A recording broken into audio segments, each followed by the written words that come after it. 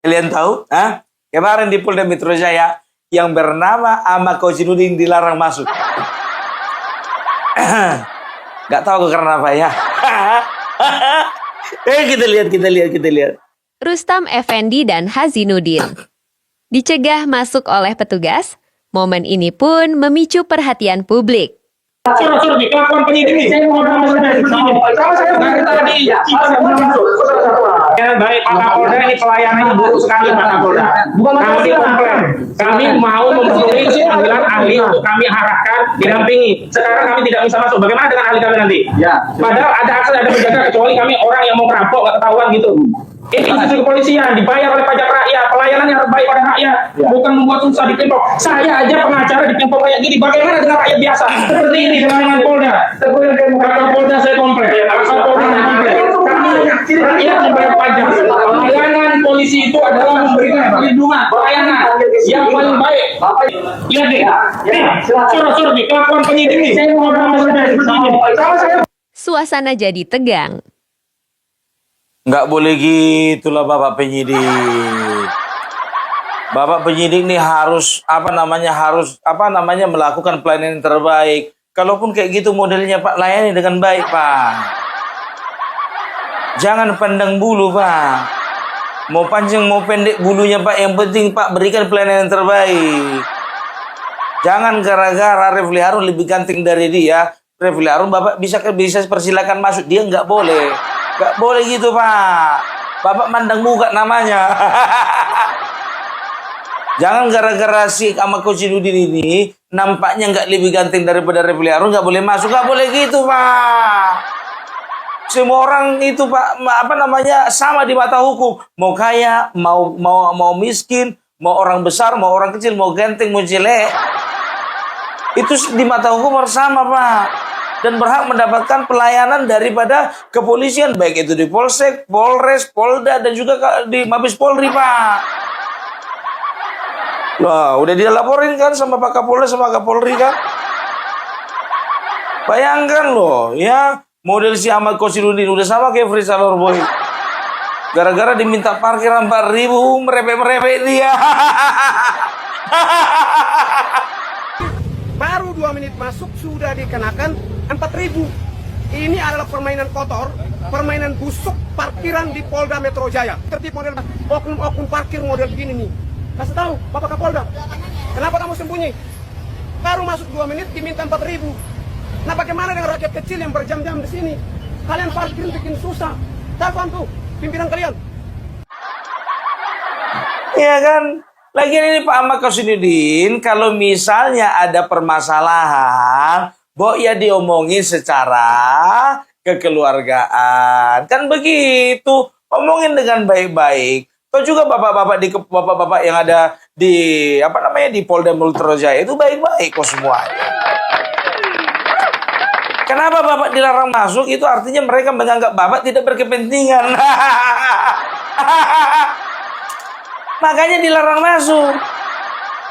Kalau Bapak dianggap berkepentingan, pasti Bapak diperbolehkan masuk kan begitu. Apa ada kaitannya dengan ini? Terkejut aku biar tahu kalian bahwasanya Ahmad Kozinudin pernah meminta Kapolri untuk membubarkan Densus 88.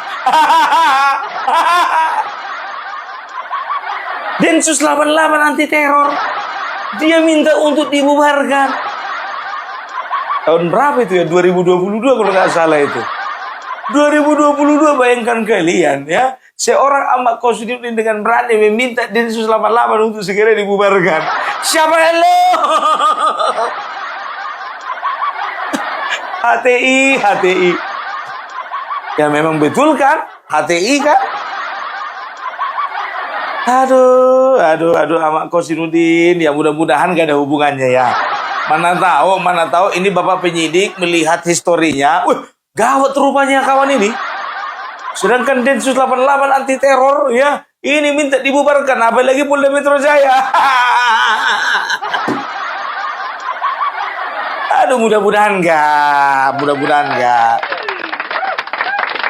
Ya, jadi sekarang biar tahu kalian ya, aku nggak tahu bagaimana pembelahan terjadi di antara mereka. Tapi ini udah jelas-jelas. Yang di sini kubu Roy Suryo respon Tifa dengan dengan leadernya ya. Leadernya itu si Refli Harun, pengacaranya itu Refli Harun, ya kan? Dan di sini ya ada RRK ya, Rustam, Rizal dan juga Kurnia, termasuk juga Roy Suryo, itu pembelanya adalah Ahmad Kosinudin ya. Jadi kita bisa melihat bahwasannya mereka ini memang sedang konflik gitu loh ya. Aku nggak tahu apakah ya di Polda waktu itu masih ada orangnya Refli Harun ya, sehingga kepolisian menganggap bahwasanya jangan sampai ada terjadi konflik. Nggak tahu, aku nggak tahu ya. Jadi kalau dulu biar tahu kalian, kalau misalnya kita pendukung Bapak Joko Widodo ketemu dengan mereka di Polda, habis kita diledekin. Tapi dengan situasi yang terpecah belah seperti ini, jujur aja, kita yang kepengen ngelidik mereka. Ya, dan kemarin di sidang lawsuit, ya kan, di sidang CLS, Citizen Lawsuit yang ada di, di Solo, ya. Kemarin itu timnya pemburu ijazah itu, ya kan, pemburu ijazah Bapak Joko Widodo, ya. Mereka menghadirkan ahli. Ahlinya adalah seorang yang bernama Tifa. Dan otomatis kuasa hukum Bapak Joko Widodo keberatan. Karena apa? Tifa adalah tersangka di Polda Metro Jaya. Kan begitu? Nah, kita dengarkan. Terima kasih yang mulia. Ya.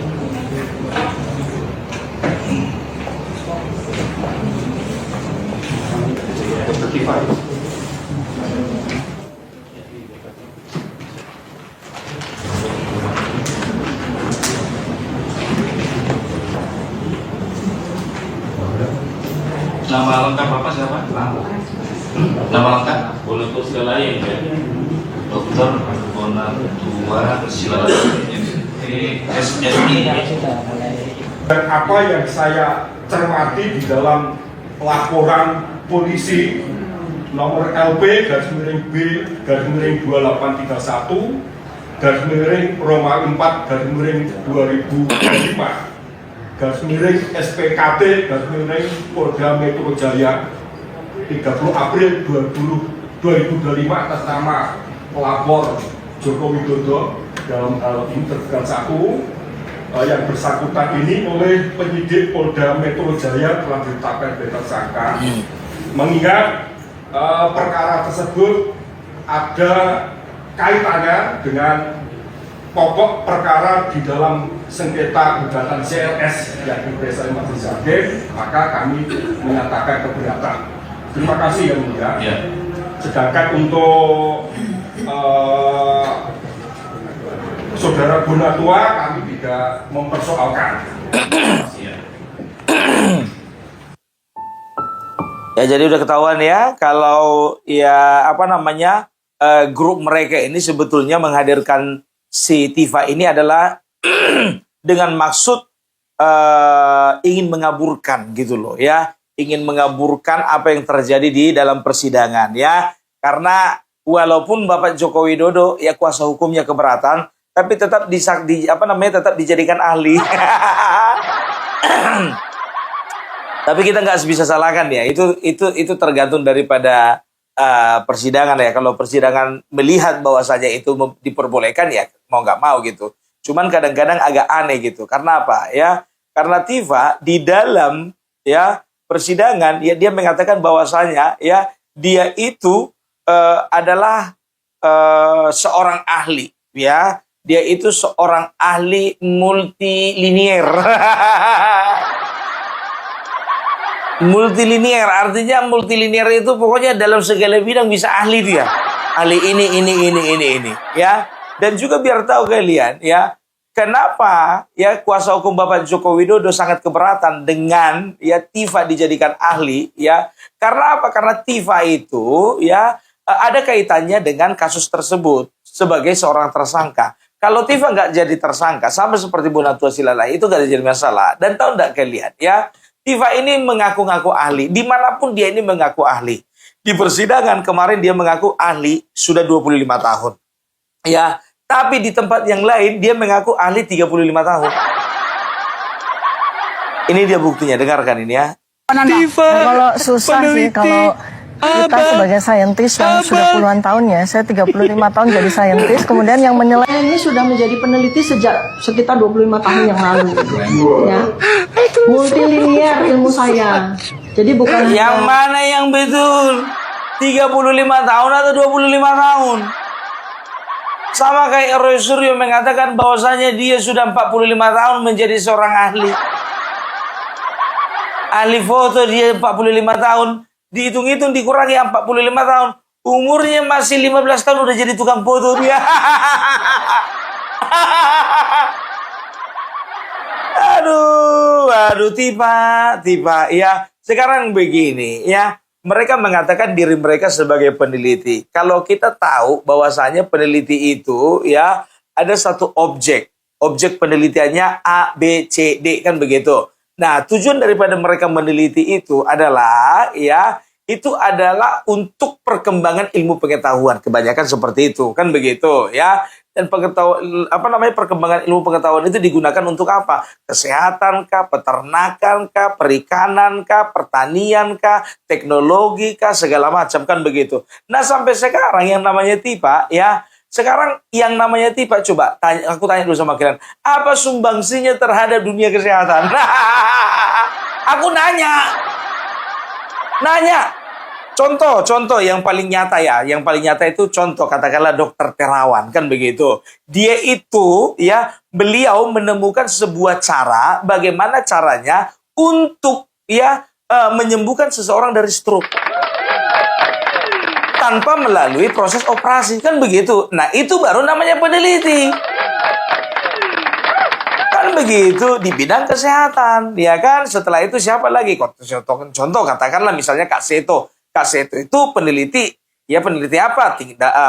Bagaimana perkembangan tingkah laku anak kan begitu. Perkembangan psikologis anak ya. Sehingga dia itu kalau nggak salah sekarang beliau itu masih menjadi bagian dari KPAI. Kurang tahu ya, masih atau tidak ya. Tapi paling tidak dia meneliti ya bagaimana tingkah laku anak, bagaimana perkembangan anak, bagaimana perkembangan psikologis anak dikaitkan dengan perkembangan zaman. Itu dia peneliti, ada hasilnya. Dia ngaku 35 tahun sudah peneliti, umurku sekarang biar tahu kalian udah 45 tahun, ya kan 35 tahun. Berarti aku umur 10 tahun dia harusnya sudah menjadi seorang peneliti dan aku bisa merasakan dan juga bisa melihat dan juga sudah pernah mendengar apa hasil dari penelitiannya. Harusnya. Kan begitu. Ya, udah bosan peneliti kan begitu ya. Nah, ini ya. Jadi, kalian tahu bahwasannya ya ternyata ada sebuah fakta. Apa itu? Fakta ya yang sebetulnya sekarang itu berusaha untuk mereka kaburkan ya. Aku bertanya-tanya, kenapa Roy Suryo, Rismon Tiva ya di bawah kuasa hukum seorang Refli Harun, mereka ngotot untuk memohonkan SP3 kan begitu. Kenapa enggak RJ? Kenapa enggak mereka berusaha untuk menempuh yang namanya RJ, walaupun Bapak Joko Widodo mengatakan tidak ada lagi pintu maaf kan begitu, apa salahnya mencoba kan begitu. Ternyata di dalam undang-undang ya, seorang yang sudah pernah menjalani masa hukuman atau residivis tidak berhak mendapatkan RJ. Salah satu dari mereka adalah Roy Suryo, adalah residivis. Makanya ya mereka tidak mungkin menempuh jalur RJ karena apa?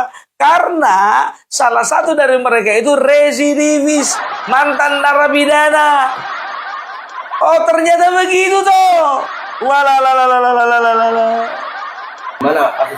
Dia tutup buku, tidak mau minta maaf, tidak mau damai, masuk neraka Anda itu.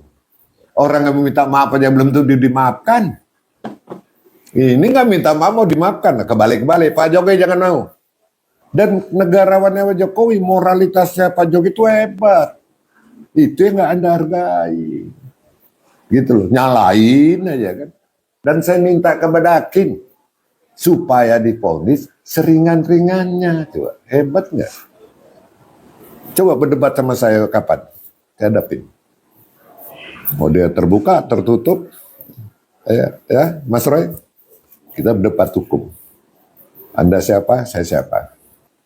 Berkas perkara sudah di JPU. Kenapa kelompok tim Rosyura mengajukan saksi yang meringankan, saksi ahli? Dan penyidiknya mengiyakan akan diperiksa. Seandainya itu diperiksa di BAP juga, berkas sudah di kejaksaan. Dan setahu saya, saksi ahli, saksi yang meringankan nanti di persidangan tentang restoratif justice. Yang kayak Pak Eji Sujana, cerita apapun dengan berkunjung ke Pak Jokowi, apapun materinya, sudah RJ, sudah SP3, usah saja. Nah, persyaratan restoratif justice yang baru beda dengan yang lama. Tidak berlaku RJ itu terhadap mantan napi. Nah, Mr. Air kan mantan napi, ya. Dan kekuatan orang ini hebat sekali, panjang sekali nih. Tidak ada kasus sepanjang ini. Ada siapa? Biaya dari mana? Itu yang perlu diungkap. Udah jelaskan, ya. Jadi bisa dikatakan bahwasanya untuk hukum yang baru, RJ salah satunya syaratnya adalah tidak boleh mantan nabi. Gak boleh. Kasihan dia lah.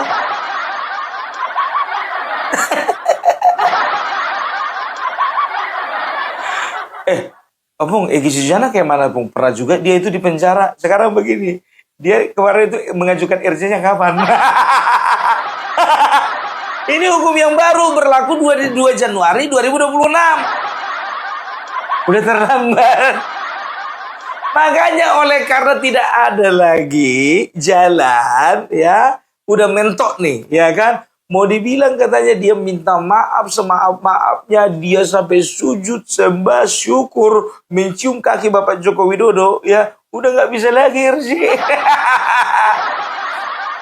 Makanya dia pergi ke Irwasum, memohonkan untuk SP3. Dan yang lucunya lagi, biar tahu kalian, ya, yang lucunya lagi, ya,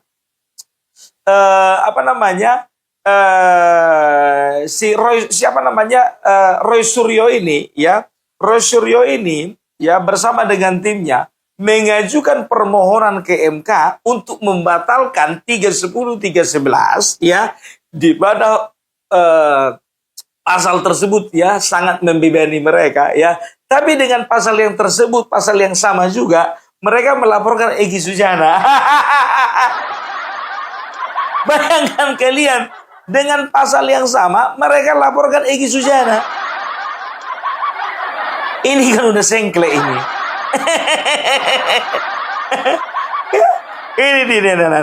Lagi yang cukup menarik adalah kemarin agak kecok di TV lain. Kalau Bang Roy masih mau menguji membatalkan itu, pertanyaannya, loh, kalau nggak salah minggu kemarin Bang Roy menggunakan pasal itu untuk melaporkan Bang Egy dan kawan-kawan. Jadi menjadi miris. Di satu sisi membatalkan, di sisi lain menggunakan itu untuk kepentingan hukumnya. Bentar. Pasal 310, 311, 27. pencemaran nama baik. Nah, yang dilaporkan kan lebih kurang nih, kemarin kalau yang nggak salah saya dengar ya, di media, klarifikasi. Iya. Bang Egy melaporkan Bang Roy, lalu Bang Roy kemarin kompres di Polda ingin melaporkan balik Bang Egy dan siapa gitu ya. Oke. Menggunakan pasalnya 310, 311. Di satu sisi, ya, dia kepengen untuk, ya, melaporkan Egy Sujana. Tapi di sisi yang lain dia pergi ke MK untuk membatalkan, ya, pasal tersebut. Jadi gimana ini Rafli Harun? Kok jadi bingung orang satu negara kok bikin? Aduh, kerja siapa lagi kalau bukan kerja Rafli Harun ini? Ya, jadi ini kan hal yang lucu gitu loh, ya kan? Wow, udah bisa ini maunya kita laporkan karena sudah mencemarkan. Bahwasanya kita dikatakan bahwasanya kita sok jago, katanya gitu kan. Maka kita akan laporkan dengan 310, 311, 27 kan begitu. Nah, pasal itu juga yang mau mereka batalkan di MK.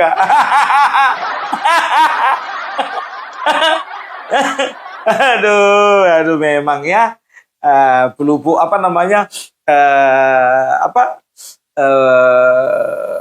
gajah, ya, gajah di pelupuk mata gak kelihatan, semut di ujung pulau itu kelihatan. Bayangkan kalian, ya kan, tai lalat di ujung sana kelihatan, tai baby di matanya nggak kelihatan. Ya Bung Par bilang cari tempat apalah, cari yang lain lah, apanya perumpamannya. Ya jangan binatang haram lah. Nah, Refli Harun biar tahu gila sekarang.